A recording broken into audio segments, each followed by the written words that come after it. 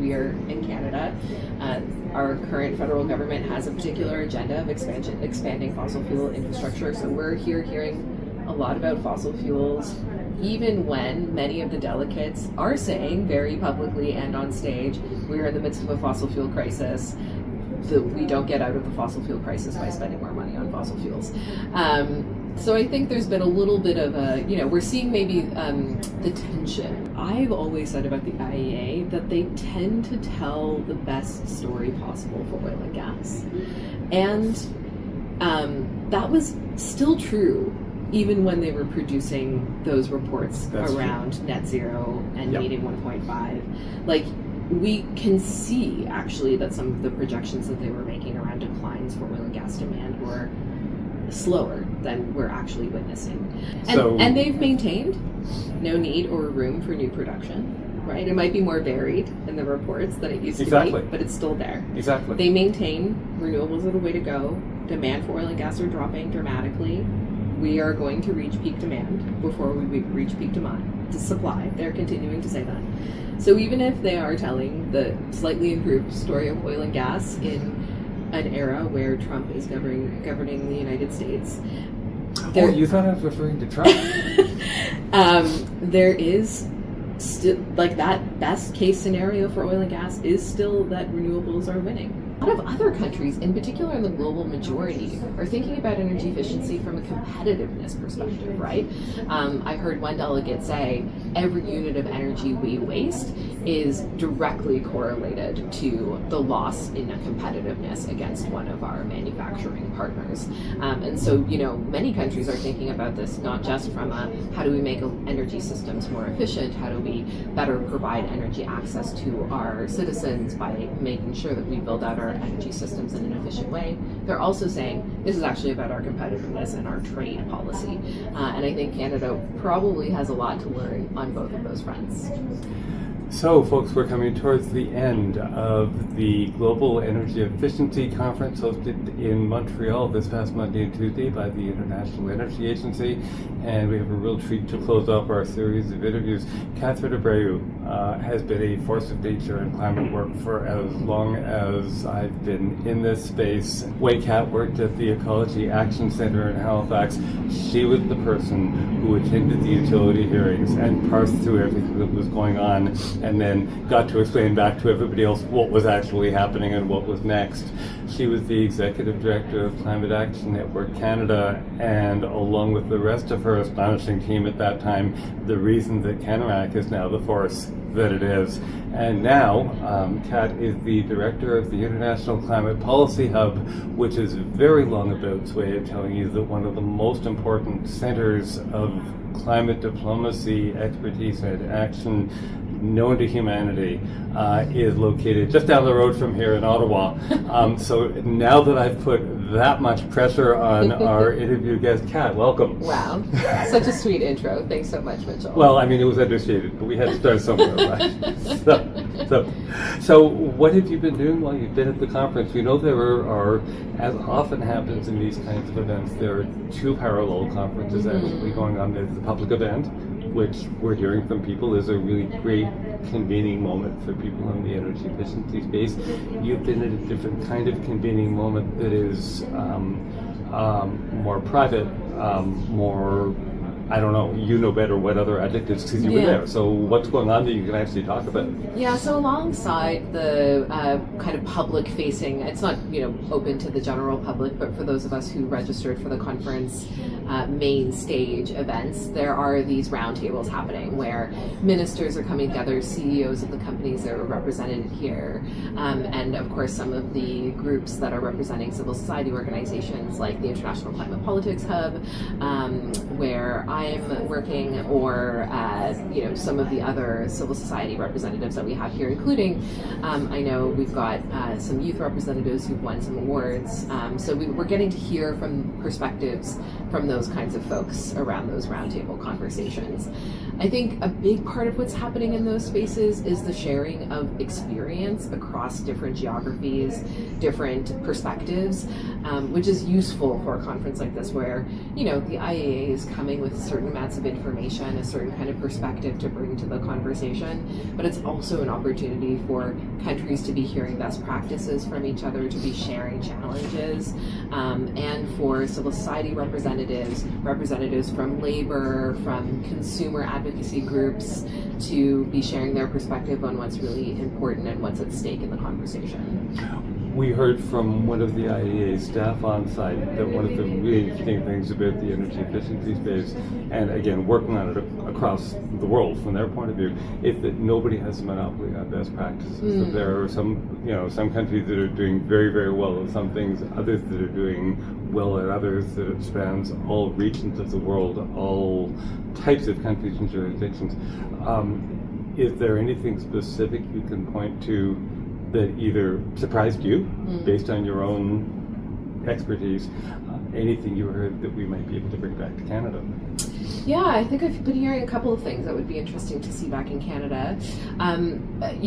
Just to your point of there being such a diversity of solutions on display, I think that really speaks to the fact that a lot of the time when we're coming to talk about energy systems, it's going to be a pretty bespoke conversation to the region that people are working in, right? Everyone's got different resources to play with, different kind of demands to be meeting, different existing systems to be working with. And of course, that's, a big part of the conversation around energy efficiency is like, what are the existing energy systems that we have to work with? How do we change them in order to be more efficient? A lot of the conversation that's been happening here has been around the affordability of energy. So we're, of course, having this conversation in the midst of the second fossil fuel crisis in the last decade. At the top of a lot of people's minds are pressures on consumers, the rising costs of energy and daily living, and the governments that are here are feeling tremendous pressure to respond to that. So I've been hearing a lot of interesting perspectives on energy poverty, how it's tracked, what kinds of metrics are used, how different indicators are deployed to make sure that support goes to those who need it most and is targeted. And I've been hearing some interesting examples of kind of energy poverty observatories being set up. Whoa. So yeah, I think that's the direction that Spain is heading in, for instance. And that, I think, would be a really interesting thing to bring to Canada. I mean, from a Canadian perspective, all we hear about in these kinds of spaces is how Canada is an energy superpower. Mm-hmm. But there's a huge amount of energy poverty in this country. Does it make any sense for an energy superpower where we're producing a surplus of energy, and in particular a surplus of clean energy, for there to be the rates of energy poverty in this country that there are? I don't think so. And it's clear that we could learn a lot from our global peers who are thinking through how to track that, how to respond to those needs. So we have been talking with Brendan Haley from Efficiency Canada, as of course we should, and he's been talking about how important it's going to be now that the federal government has just announced another 4 provinces joining the low-income energy efficiency program that they are funding along with the provinces. But to prevent this from being yet another federal initiative that gets funded, it's wildly popular, and as we've seen, it's so popular that it runs out of money early and then it gets shut down. Mm-hmm. That having a strategy, having an end target, having the data and the metrics and the process behind that, that's one of the things the federal government needs to do to actually entrench the program. Mm-hmm. Brendan is saying for the decades it'll take to eradicate energy poverty in Canada. Are you hearing any indication that other countries or Canada are taking it to that degree? I'm definitely hearing that other countries are taking it in that direction. I am not so far hearing that from Canada, unfortunately. And unfortunate for Canada, because we actually have many examples of leading energy efficiency programs in this country, Nova Scotia being one of them. Oh, yeah. Shout out to Brendan Haley, who taught me how to go to those utility hearings and to try and translate what happened there to normal language. I think Canada's got a lot of leadership we can build on, but unfortunately the conversation around having any kinds of goals around energy productivity, which is another way of talking about energy efficiency, is completely absent from the conversation. That being said, we are seeing that as a big part of the conversation in other parts of the world for a couple of reasons. One, there's a global conversation about electrification happening. So now in my current role, I spend a lot of my time thinking about these kinds of agreements that are made at the international scale. We're hearing that one of the big themes for the UN climate talks this year in Turkey are going to be this push for there to be a global goal to increase electrification 35% by 2035. And that means that many countries are thinking about, okay, well, what might that mean for us if we were to kind of move in that direction globally? And a lot of countries are saying energy efficiency has to be kind of first on the list. And Brendan would say energy efficiency is the first fuel that you think of to satisfy energy demands within an energy mix. A lot of other countries, in particular in the global majority, are thinking about energy efficiency from a competitiveness perspective, right? I heard one delegate say every unit of energy we waste is directly correlated to the loss in competitiveness against one of our manufacturing partners. And so, many countries are thinking about this not just from how do we make energy systems more efficient, how do we better provide energy access to our citizens by making sure that we build out our energy systems in an efficient way. They're also saying this is actually about our competitiveness and our trade policy. And I think Canada probably has a lot to learn on both of those fronts. So you're hearing all of this at an energy efficiency conference hosted by the IEA. The IEA itself has been speaking well for it on the margins of the conference or in one-on-one conversations or some of the smaller sessions. But what we've been hearing from IEA leadership is that energy security is still about liquefied natural gas and oil exports and nuclear power plant development, and I guess eventually exports as well. Which side of that coin are other countries, and particularly countries in Asia and Africa, orienting towards? Are they interested in this mega project agenda, or is it really about energy that they can control that will be less volatile for them?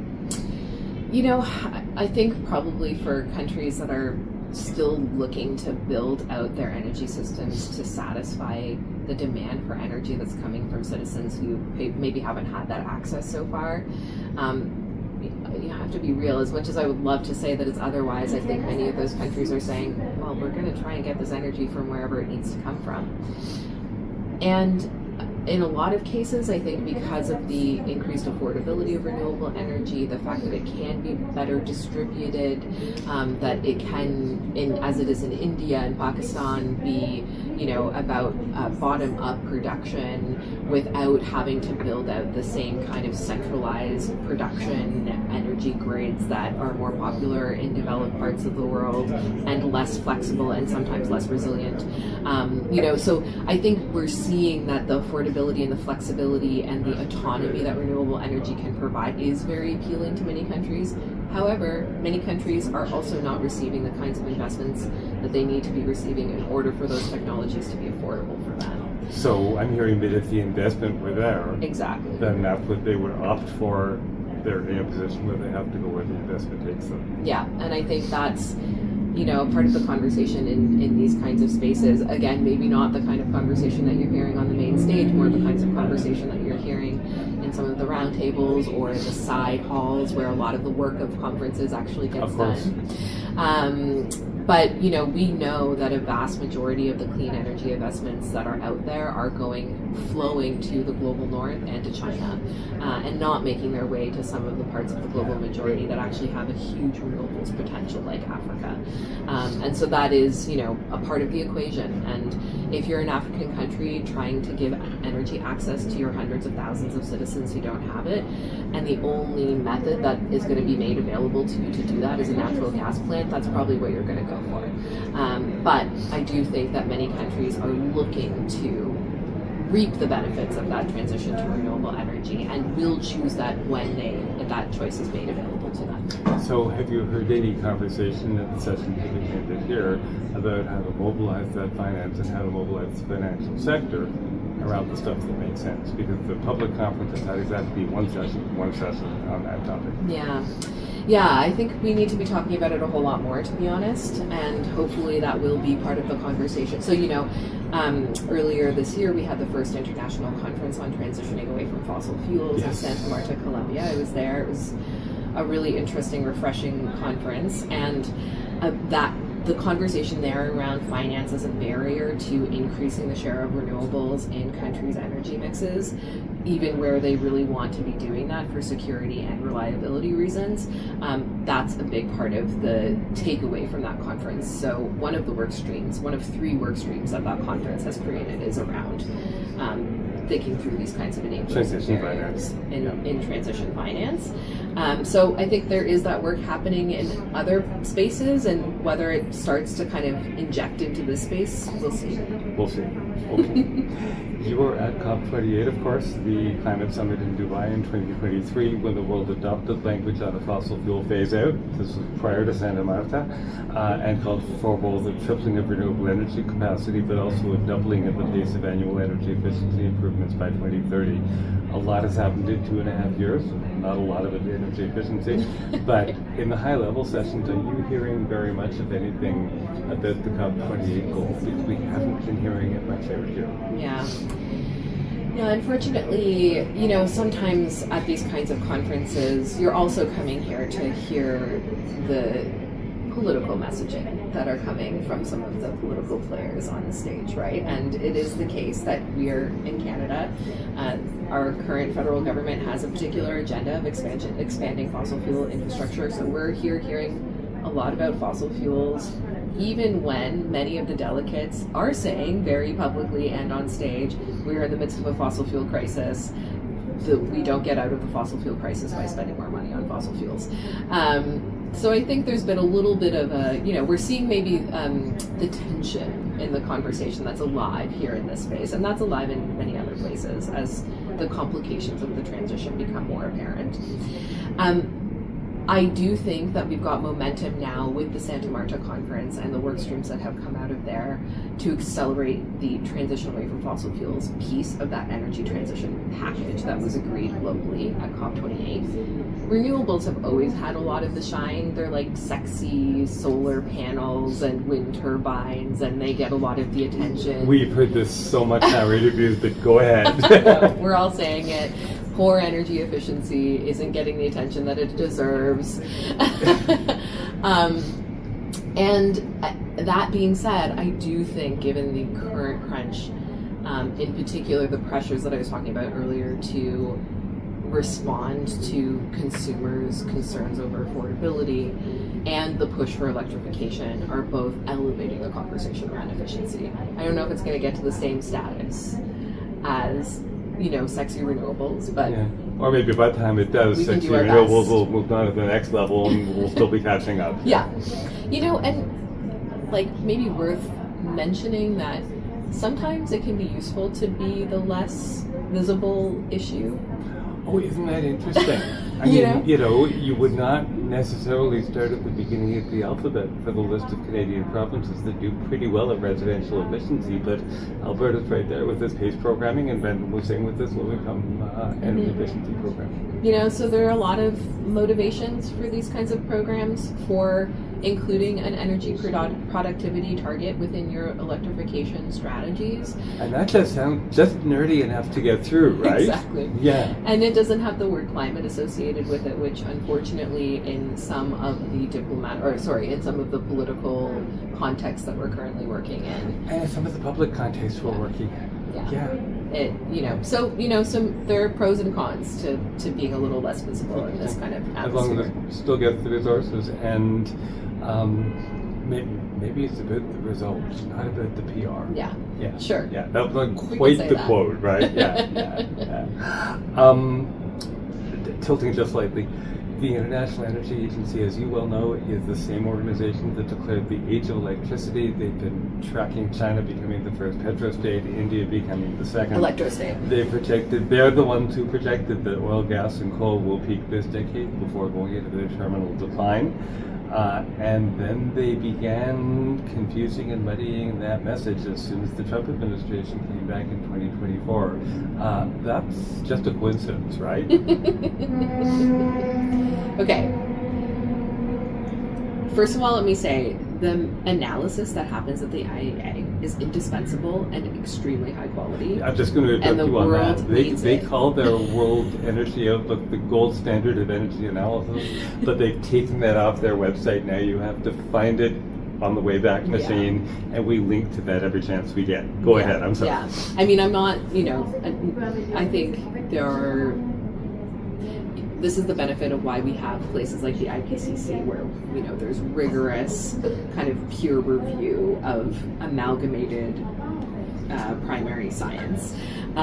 So, for that reason, we can't say like, oh, the IEA, any analysis they produce is like the be all and end all. But I do have to say that that team produces great analysis that is important for countries around the world thinking through their energy systems. And it's not non-political, right? I don't think it's useful for us to pretend that these spaces aren't political. They are, and they are influenced by political trends.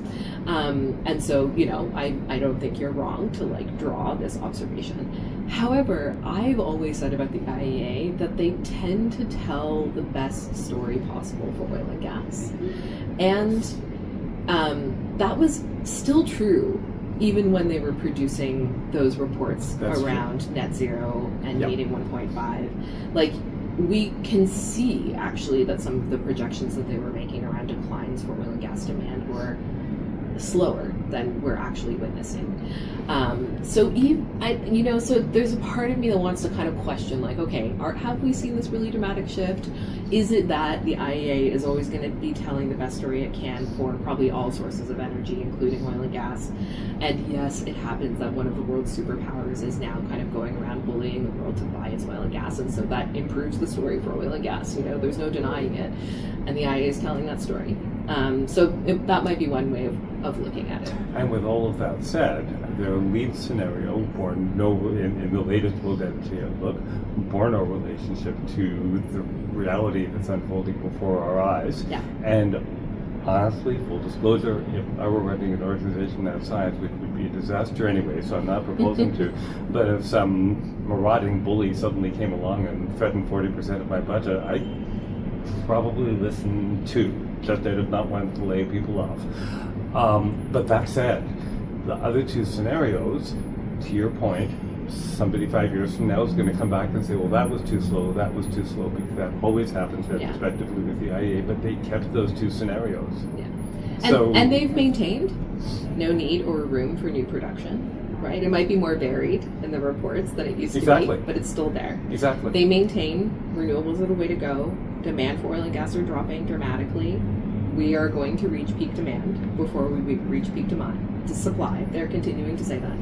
So even if they are telling the slightly improved story of oil and gas in an era where Trump is governing the United States. You thought I was referring to Trump? There is still, like, that best case scenario for oil and gas is still that renewables are winning. So I think that's maybe the biggest takeaway. And maybe to add, the takeaway that we have to take from this conference is we need to make energy efficiency more of a winner than it currently is. Third, if you could like to add. No, I don't think so. It's a good place to end. Thank you so much. Thanks, Mitchell.